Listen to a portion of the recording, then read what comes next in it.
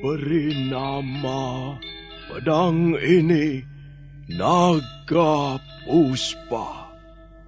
Selamatkan dia. Jangan sampai jatuh ke tangan pendekar berwatak jahat.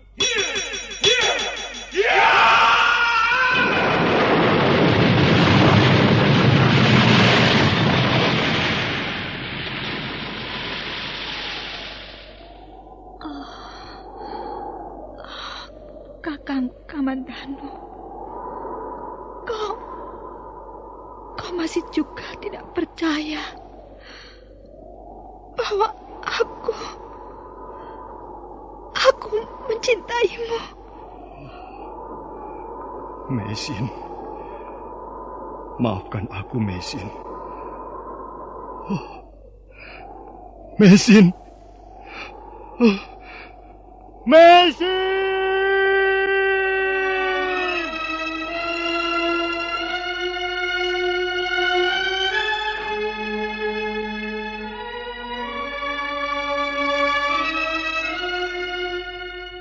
Tutur Tinular.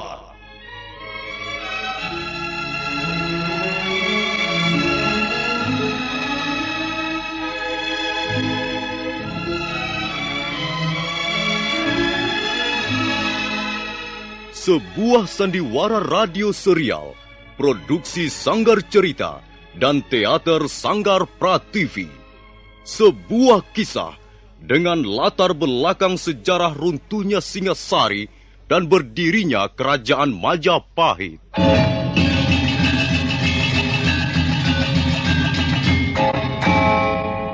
Sandiwara ini didukung oleh pemain-pemain radio yang sudah ternama. Ferry Fadli, Ivone Rose, dan Eli Ermawati.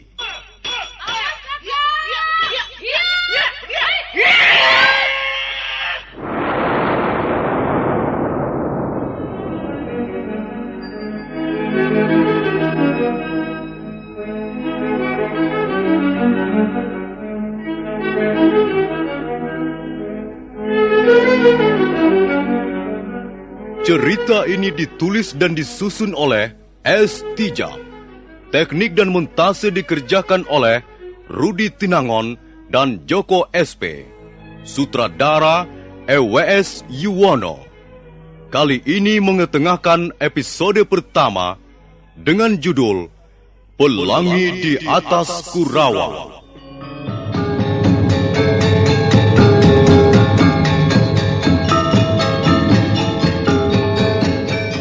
Dalam seri pertama ini dibantu oleh pemain-pemain Mamo sebagai Kertanegara, Harry sebagai Diah Wijaya, Narto B sebagai Arda Raja, Iwan sebagai Prana Raja, Wawan sebagai Gangga Dara, Benny sebagai Jarawaha, Petrus sebagai Jaran Bangkal, Suryate sebagai Jaran Lejong, Yayu sebagai pelayan, dan Nusri pembawa cerita.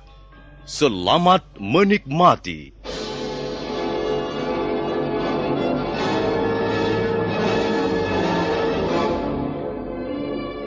Pada tahun Saka 1206 atau 1284 Masehi, kekuasaan Raja Kertanegara mencapai puncaknya di Singasari.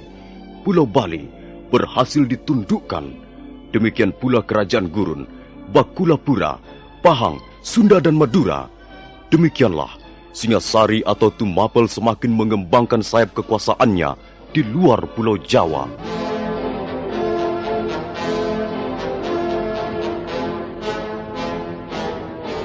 Kertanegara masih belum merasa puas. Dia mulai melihat kemungkinan untuk menundukkan Swarna Bumi. Maka pada bulan Agustus 1286, pasukan Singasari berangkat ke negeri seberang untuk mengebut perang. Dan ternyata Swarna Bumi berhasil ditaklukkan. Raja Tribuana Raja Maulia Warmadewa menyerah.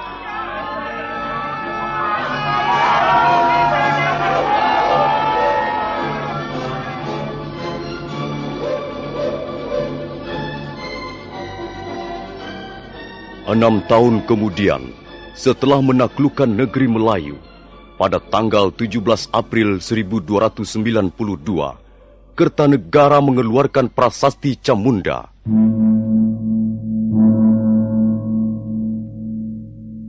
Salam bahagia ya Sang Prabu. Salam bahagia wahai Sang Siwa Buddha. Terima kasih. Salam kalian kuterima dengan senang hati. Mudah-mudahan berkenan pula bagi para dewa yang bersemayam di atas langit. Kalian semua kuundang untuk berkumpul di Pendapa Agung ini agar menjadi saksi hidup dengan adanya prasasti yang baru saja dirampungkan oleh Sudarma Papati. Kita semua mengerti, ada banyak yang bisa kita capai dengan gemilang tahun-tahun terakhir ini. Singasari bukan lagi sebuah tempurung yang mengapung di Muara Sugalu, melainkan telah berganti wajah menjadi sebuah armada kapal perang yang ditakuti negeri-negeri lain yang jauh. Arca Amoga Pasa yang kutanam di permukaan Swarna Bumi adalah bukti yang tak bisa disangkal, sekalipun oleh orang yang kurang berpengetahuan. Memang benar, Gusti. Apa yang telah diraih Singasari merupakan kebanggaan yang tak bisa dipungkiri. Nah, itu semua berkat jerih payahmu juga, Paman Lembusora. Juga jerih payah kalian, Ranggalawe, Nambi, Kebu Anabrang, menantuku Tiah Wijaya dan Ardaraja. Kau pun ikut berjasa, Paman Banyak Kapuk, Gajah Pagon, dan Rapodang. Semua ini adalah pekerjaan kita semua. Bukankah demikian? Benar, Sang Prabu. Nah, sekarang dengar. Pekerjaan yang baik sudah sepantasnya mendapat hadiah atau penghargaan. Sebaliknya, pekerjaan yang buruk yang sering dilakukan para pemalas dan sok pintar sudah seharusnya diberikan hukuman untuk peringatan bagi yang lain. Banyak Wide contohnya. Dia kulorot kedudukannya dari Rekrian Demung menjadi adipati di Sumenep karena menentang kebijaksanaanku. Juga Ramapati kupecat karena tidak setuju ketika aku merencanakan menyerbu ke Swarna Bumi.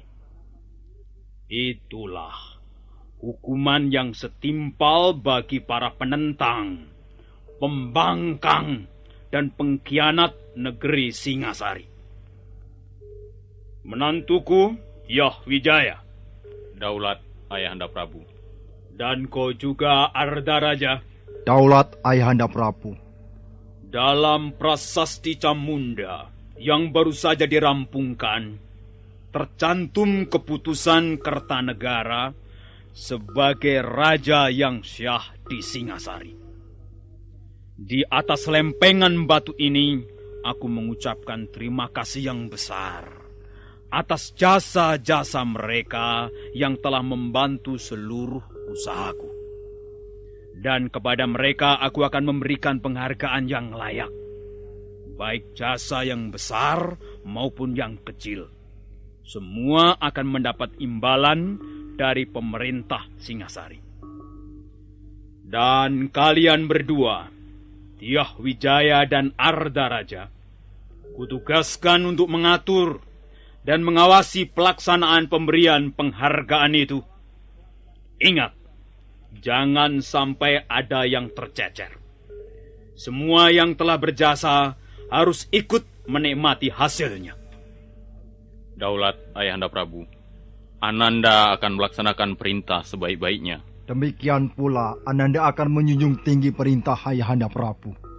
Nah, kalau begitu, pertemuan di Pendapa Agung ini aku tutup sampai di sini. Dan tak lupa, kita panjatkan puji syukur pada para dewa yang telah memberi berkah pada kita semua. Salam bahagia ya Sang Prabu. Salam bahagia wahai Sang Siwa Muda.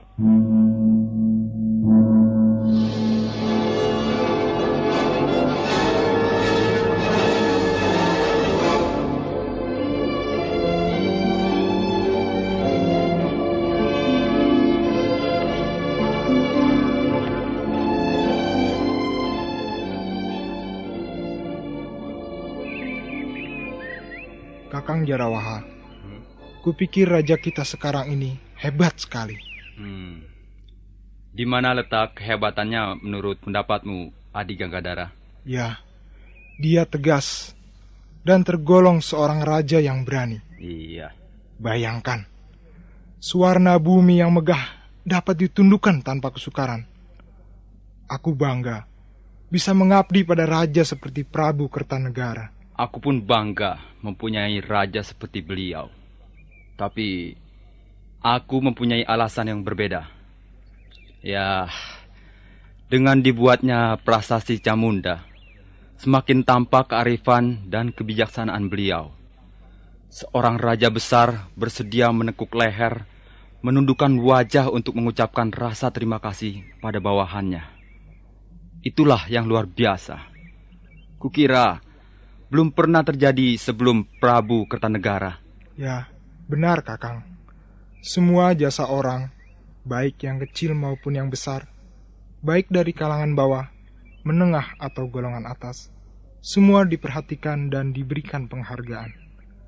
Rasanya pekerjaan kita tidaklah sia-sia. 2 kali aku terlibat peperangan bersama pedang kebanggaanku ini. Pertama, ketika menyerang Pulau Bali, dan kedua, ketika merebut ibu kota Suwarna Bumi. Dan sekarang pangkatmu naik menjadi perwira muda. Ya, dan Kakang Jarawaha menjadi perwira tinggi. Dan atasan kita, Tuan Pranaraja, naik pangkat menjadi... Kakang Jarawaha, bukankah itu Tuan Pranaraja? Iya, pasti ada sesuatu yang penting. Tidak biasanya sepagi ini Tuan Pranaraja datang ke barak prajurit. Sarungkan pedangmu Ganggadara. Negara Singgasari aman. Dan kita belum merencanakan perang lagi dengan negara lain. Oh iya, maaf Tuan. Tidak biasanya Tuan mengunjungi barak prajurit sepagi ini. Aku ada perlu dengan kalian berdua. Mari kujelaskan di dalam.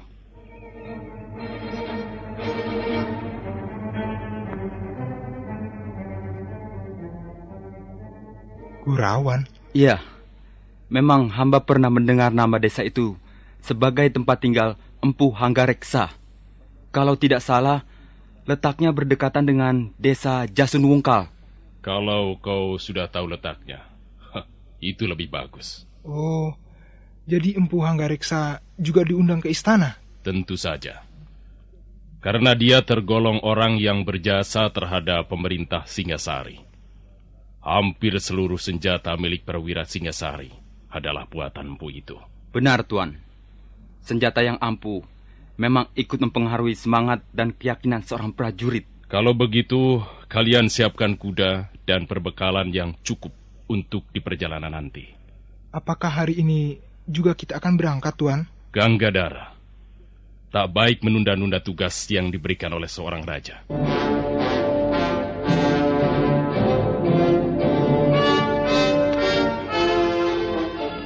Matahari telah tinggi.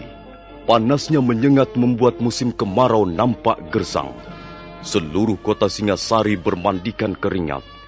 Mendadak, debu-debu jalan berterbangan, bercampur baur dengan daun-daun kering yang gugur ke bumi.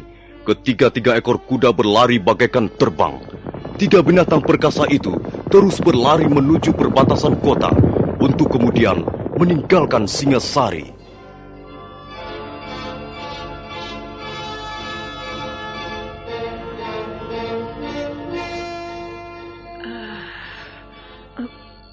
Maaf, sepertinya tuan bertiga ini datang dari jauh. Apakah kau sama sekali tidak mengenal lencana keprajuritan?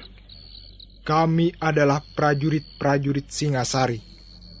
Yang sedang kau ajak bicara ini adalah Panglima Muda Tuanku Pranaraja. Kami mengemban tugas dari Sang Prabu Kertanegara. Ampun, Gusti. Hamba benar-benar tidak tahu. Hamba memang orang bodoh dan pantas dihukum. Sudahlah. Tak ada perlunya memberimu hukuman. Kami hanya mau menginap di rumah ini barang semalam. Masih adakah ruangan kosong? Masih, Gusti. Tapi tempatnya di belakang. Apa? Kau suruh kami tidur di ruangan belakang? Berani sekali kau merendahkan martabat kami. Ampun, Gusti. Bukan maksud hamba merendahkan martabat Gusti bertiga. Tapi rumah penginapan hamba ini tidak besar. Ya, hanya ada 7 ruangan dan di bagian depan sudah ditempati orang. Itu, di bawah pohon sawo itu ada 2 ruangan yang cukup nyaman. Kami tidur di situ saja. Ampun, Gusti. Ruangan itu sudah ada yang menempati. Suruh saja mereka pindah ke belakang. Katakan bahwa kami membutuhkan ruangan itu untuk istirahat. Ampun, Gusti. Hamba tidak berani mengatakannya. Apakah orang-orang itu menurut kau keturunan dewa? Hingga kau pantas merasa takut? Kau pengecut. Biar aku yang akan bicara dengan orang itu. Mana dia? Apakah ada di sini? Ada, Gusti. Mereka ada di sini. Itu dia. Itu Gusti yang duduk berdua di sudut ruangan itu.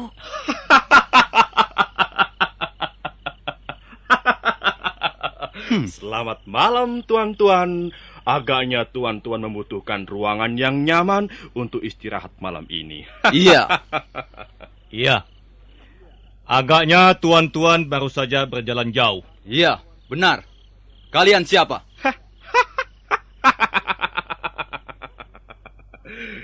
Kami ini orang lontang-lantung. Saya Jaran Bangkal. Dan adikku ini bernama Jaran Lejong. Kalau memang diperlukan, tuan-tuan bisa minta penjelasan lebih jauh pada pelayan itu tentang diri kami. Kami datang kemari hanya untuk menginap. Tidak mempunyai tujuan yang lain lagi. Bagaimana, Adi Jaran Lejong? Terserah Kakang saja. Baiklah. Kami tahu bahwa tuan-tuan adalah prajurit Singasari yang sudah sepantasnya dihormati. Karena itu, kami akan mengalah saja. Ambillah ruangan tidur kami yang di depan itu untuk istirahat. Terima kasih, Tuan Jarang Bangkal. Ayo, Adi Jaran Lejong. Kita pindahkan barang-barang kita ke ruangan belakang. Baik, Kakang.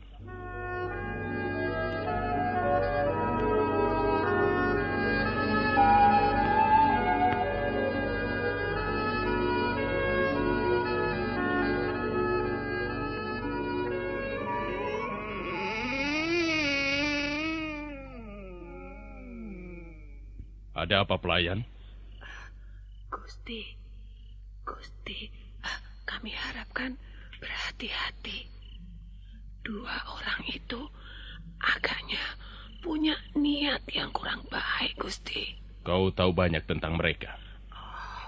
Mereka orang-orang jahat, Gusti. Mereka suka merampok orang-orang yang kemalaman di jalan, Gusti. Oh, begitu.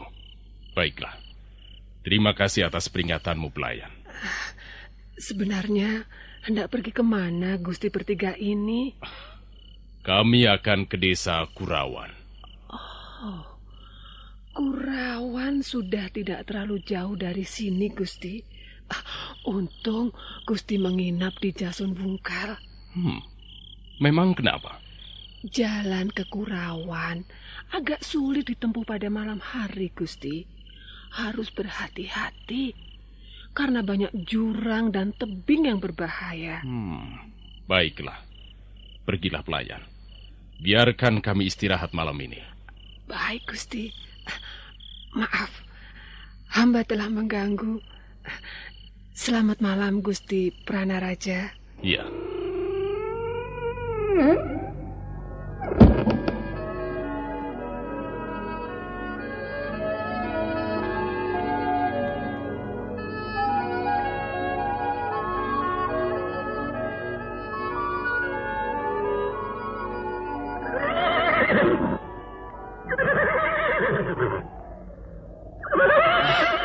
Mengapa berhenti, Tuan?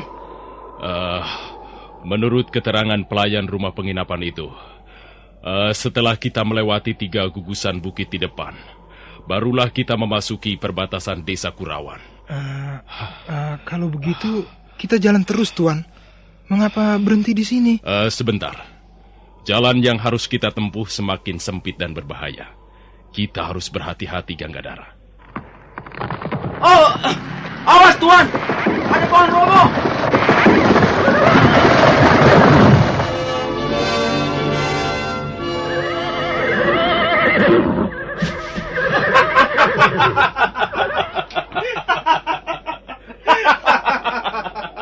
Hei, bukankah kau Jaran Bangkal dan Jaran Lejong? Apa maksud kalian merobohkan pohon ini di tengah jalan?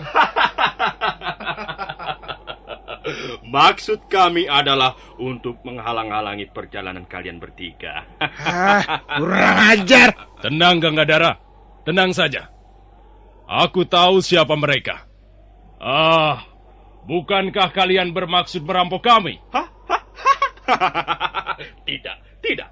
Kami hanya ingin minta ganti rugi. Ganti rugi apa? Kami tidak pernah merugikan kalian. Semalam kalian tidur nyenyak di ruang penginapan itu. Sedang kami hampir tak bisa tidur. Iya, kami tidur di kerubutan nyamuk dan kepinding. Apakah itu bukan kerugian namanya? Baik. Sekarang apa yang ingin kalian lakukan? Kalau kalian mau memberi kami 50 ringgit, maka kami akan membiarkan kalian melewati jalan ini. Jarang Bangkal. Apakah kau tidak tahu sedang bicara dengan siapa? Kami adalah prajurit. Kami tidak akan mempan digertak dengan cara seperti itu. Hei, begundal-begundal Kertanegara. Kami bukan hanya mengertak. Kalau kalian tidak bersedia memberikan apa yang kami minta, maka kalian pasti akan menyesal. Jarawaha dan kau Ganggadara, aku muak melihat tampang 2 orang itu. Cepat bereskan mereka. Baik, Tuan. Ayo Jaran Bangkal dan Jaran Lejong. Kalau kalian menginginkan 50 ringgit, cabutlah pedang dan hadapilah Jarawaha dan Ganggadara.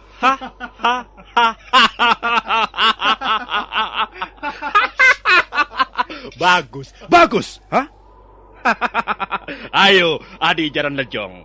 Kita orang lontang-lantung. Untuk apa gentar pada tikus-tikus piaraan Kertanegara?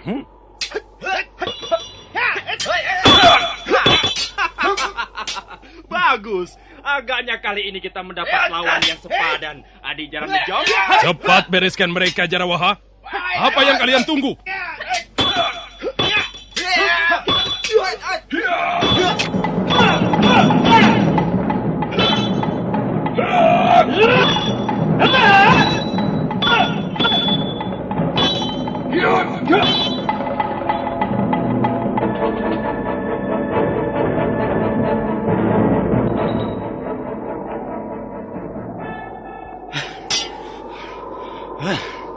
Bagaimana Jaran Bangkal dan Jaran Lejong?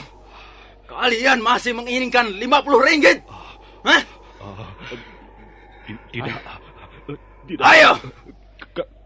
Kami menyerah. Silakan. Ayo. Silakan tuan-tuan lewat jalan ini. Iya. Ayo bicara. Iya. Kami tidak akan mengganggu lagi. Tidak semudah itu. Kalian telah berani melawan prajurit Singasari dan bahkan menghina Prabu Kertanegara. Untuk itu, kalian harus dihukum.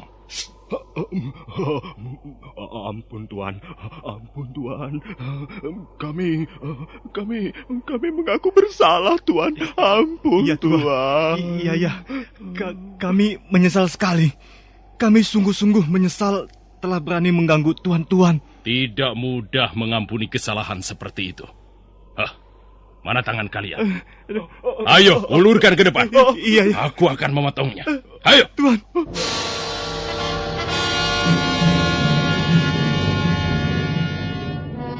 Walaupun Jaran Bangkal dan Jaran Lejong merintih sambil membentur-benturkan kepalanya di tanah tanda menyesal, tapi Prana Raja tidak menyarungkan kembali pedangnya.